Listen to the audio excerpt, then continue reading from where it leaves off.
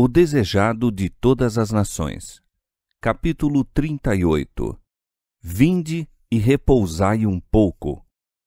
Este capítulo se baseia em Mateus capítulo 14, versos 1, 2, 12 e 13, Marcos capítulo 6, versos 30 a 32 e Lucas capítulo 9, versos 7 a 10. Volvendo de sua viagem, os apóstolos ajuntaram-se a Jesus e contaram-lhe tudo, tanto o que tinham feito como o que tinham ensinado. E ele lhes disse: Vinde vós aqui à parte, a um lugar deserto, e repousai um pouco. Pois havia muitos que iam e vinham e não tinham tempo para comer. Os discípulos foram ter com Jesus e lhe contaram tudo. Sua intimidade com ele os animava a expor-lhe os incidentes favoráveis e os desfavoráveis que lhe sucediam, sua alegria ao ver os resultados de seus labores e a tristeza que sentiam em face dos fracassos, das faltas e fraquezas de sua parte. Haviam cometido erros em sua primeira obra como evangelistas e, ao falarem com franqueza dessas coisas a Cristo, notou ele que necessitavam de muitas instruções. Viu também que se haviam fatigado em seus labores e necessitavam repousar. Onde estavam, porém, não lhes era possível o necessário sossego, pois havia muitos que iam e vinham e não tinham tempo para comer. O povo aglomerava-se após Jesus, ansioso por ser curado e ouvir-lhe a palavra. Muitos se sentiam atraídos para ele, pois lhes parecia a fonte de todas as bênçãos. Muitos dos que então se apinhavam em torno de Cristo para receber a preciosa graça da saúde, aceitavam-no como seu Salvador. Muitos outros, atemorizados então de o confessar, por causa dos fariseus, se converteram por ocasião da descida do Espírito Santo e perante os irados sacerdotes e principais, reconheceram-no como o Filho de Deus. Agora, porém, Cristo ansiava um retiro, para que pudesse estar com os discípulos. Tinha muito que dizer-lhes. Em seu labor, passaram pela prova da luta e enfrentaram oposição em suas várias formas. Até então haviam consultado a Cristo em tudo. Tinham, porém, estado sós por algum tempo e ficado por vezes muito perplexos quanto ao que deviam fazer. Tinham recebido muita animação em sua obra, pois Cristo os não enviara sem o seu Espírito, e pela fé nele operaram muitos milagres. Necessitavam, todavia, alimentar-se agora do pão da vida. Precisavam retirar-se para um lugar solitário, onde pudessem estar em comunhão com Jesus e receber instruções quanto à sua obra futura. E ele disse-lhes: Vinde vós aqui à parte, a um lugar deserto, e repousai um pouco.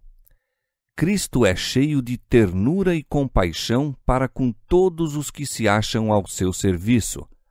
Queria mostrar aos discípulos que Deus não exige sacrifício, mas misericórdia. Eles haviam posto toda a alma no trabalho em favor do povo, e isso lhes estava exaurindo as energias físicas e mentais. Cumpria-lhes descansar. Como os discípulos houvessem visto o êxito de seus labores, estavam em risco de atribuir a honra a si mesmos, em risco de nutrir orgulho espiritual, caindo assim sob as tentações de Satanás. Achava-se diante deles uma grande obra e, antes de tudo, deviam aprender que sua força não se encontrava neles mesmos, mas em Deus.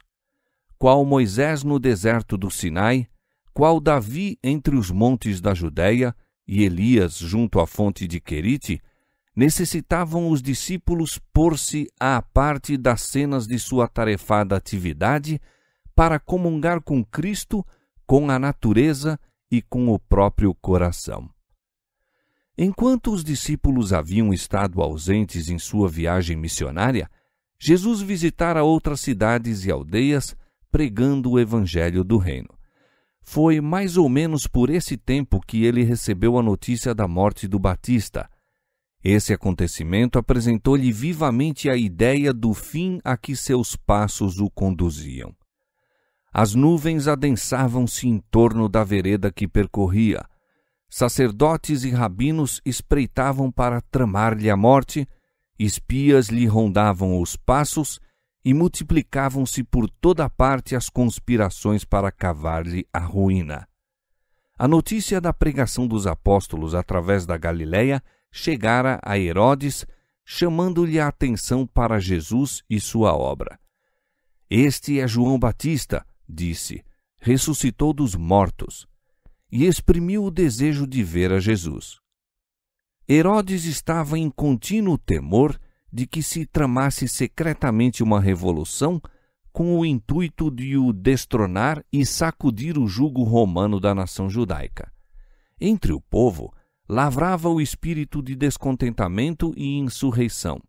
Era evidente que o trabalho público de Cristo na Galiléia não podia continuar por muito tempo. Aproximavam-se as cenas de seu sofrimento e ele desejava estar por algum tempo retirado do bulício da multidão. Consternados, haviam os discípulos de João levado a sepultar seu mutilado corpo. Depois foram anunciá-lo a Jesus. Esses discípulos tiveram inveja de Cristo quando este parecia estar atraindo a si os que seguiam a João. Juntaram-se aos fariseus em acusá-lo quando ele se sentara com os publicanos no banquete de Mateus. Puseram em dúvida a divindade de sua missão por não haver ele libertado o Batista. Agora, porém, morto seu mestre, e anelando eles consolo em sua grande dor e guia quanto à sua obra futura, foram ter com Jesus, unindo aos seus os interesses deles. Também necessitavam de um período de sossego para a comunhão com o Salvador.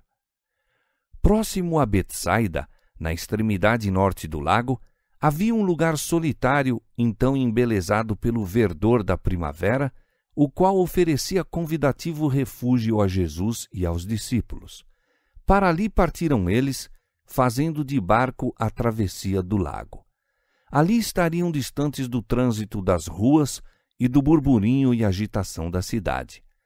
As próprias cenas da natureza, por si mesmas, já constituíam um descanso, uma aprazível variação para os sentidos.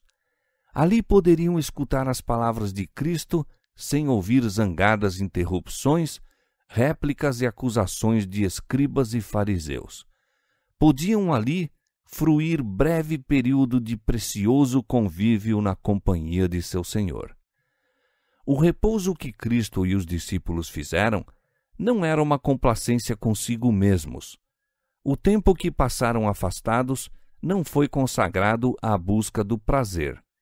Falavam entre si a respeito da obra de Deus e da possibilidade de torná-la mais eficiente. Os discípulos tinham estado com Cristo e podiam compreendê-lo. Para eles não precisava o mestre falar em parábolas. Ele lhes corrigia os erros e os esclarecia quanto à devida maneira de se aproximarem do povo. Abria-lhes mais plenamente a eles os preciosos tesouros da verdade divina. Eram revigorados pelo poder divino e animados de esperança e coragem. Embora Jesus tivesse poder de operar milagres e houvesse outorgado aos discípulos o mesmo poder, dirigiu seus extenuados servos a um lugar à parte, no campo, para ali descansarem. Quando disse que a seara era grande e poucos os obreiros, não acentuou para os discípulos a necessidade de incessante labuta, mas disse: rogai, pois, ao Senhor da seara que mande ceifeiros para a sua seara. Mateus capítulo 9, verso 38. Deus designou a cada um a sua obra, segundo a sua capacidade, e não pretendia que uns poucos ficassem sobrecarregados de responsabilidades, enquanto outros não têm nenhum fardo, nenhuma angústia de alma. Efésios 4, versos 11 a 13. As compassivas palavras de Cristo dirigem-se hoje aos obreiros da mesma maneira que aos discípulos outrora. Vinde vós aqui à parte e repousai um pouco, diz aos que se acham fatigados e esgotados. Não é sábio estar sempre sob a tensão do trabalho e da excitação, mesmo em atender às necessidades espirituais dos homens, pois por essa maneira é negligenciada a piedade pessoal, ao mesmo tempo que se sobrecarregam as energias mentais, espirituais e físicas. Exige-se a abnegação dos discípulos de Cristo e são precisos sacrifícios. Convém, todavia, cuidar para que, mediante seu excesso de zelo, Satanás não se aproveite da fragilidade humana e seja prejudicada a obra de Deus. Na opinião dos rabinos, o mais alto grau da religião mostrava-se por contínua e ruidosa atividade. Dependiam de alguma prática exterior para mostrar sua superior piedade. Separavam assim sua alma de Deus, apoiando-se em presunção. O mesmo perigo existe ainda hoje. À medida que aumenta a atividade e os homens são bem-sucedidos em realizar alguma obra para Deus, há risco de confiar em planos e métodos humanos. Vem a tendência de orar menos e ter menos fé. Como os discípulos, arriscamo-nos a perder de vista nossa dependência de Deus e buscar fazer de nossa atividade um Salvador. Necessitamos olhar continuamente a Jesus, compreendendo que é seu poder que realiza a obra. Conquanto devamos trabalhar ativamente pela salvação dos perdidos, cumpre-nos também consagrar tempo à meditação, à oração e ao estudo da Palavra de Deus. Unicamente o trabalho realizado com muita oração e santificado pelos méritos de Cristo demonstrar-se-á, afinal, haver sido eficaz.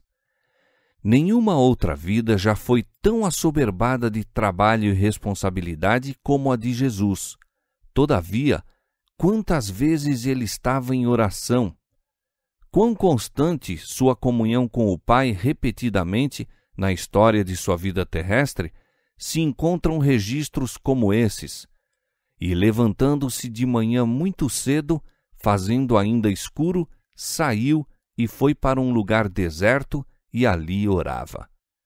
Ajuntava-se muita gente para o ouvir e para ser por ele curada das suas enfermidades. Porém, ele retirava-se para os desertos e ali orava. E aconteceu que naqueles dias subiu ao monte a orar e passou a noite em oração a Deus. Marcos capítulo 1, verso 35, Lucas capítulo 5, versos 15 e 16, capítulo 6, verso 12. Numa vida toda voltada ao bem dos outros, o Salvador achou necessário afastar-se dos lugares movimentados e da multidão que o acompanhava dia a dia.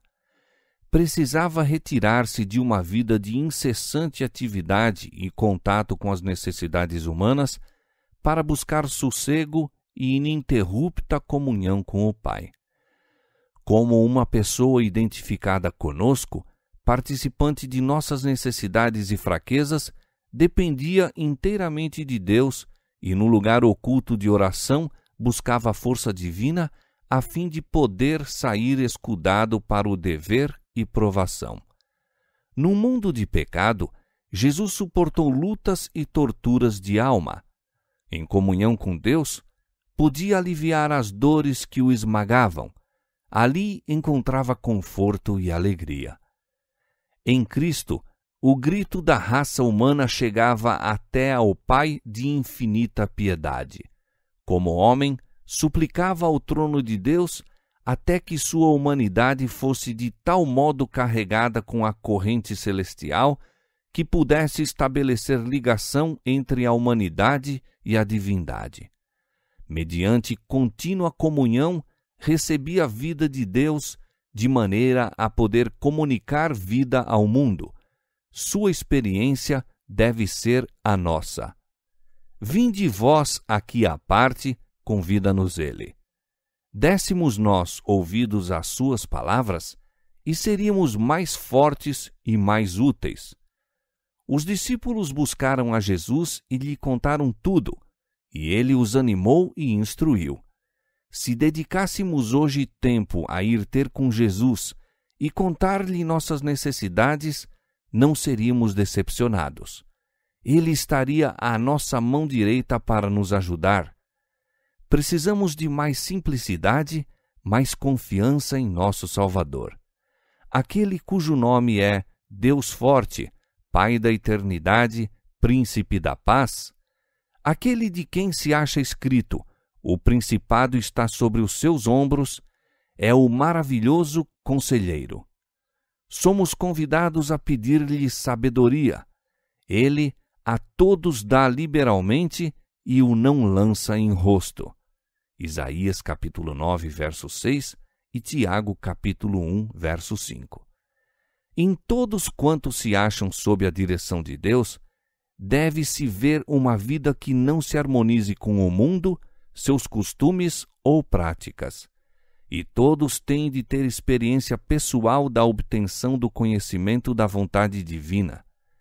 Precisamos ouvir individualmente sua voz a nos falar ao coração. Quando todas as outras vozes silenciam e em sossego esperamos perante ele, o silêncio da alma torna mais distintiva a voz de Deus. Ele nos manda: aquietai-vos e sabei que eu sou Deus. Salmo 46, 10. Somente assim se pode encontrar o verdadeiro descanso. E é essa a preparação eficaz para todo o trabalho que se faz para Deus. Por entre a turba apressada e a tensão das febris atividades da vida, a alma que assim se refrigera será circundada por uma atmosfera de luz e paz. A vida exalará fragrância e há de revelar um divino poder que atinge o coração dos homens.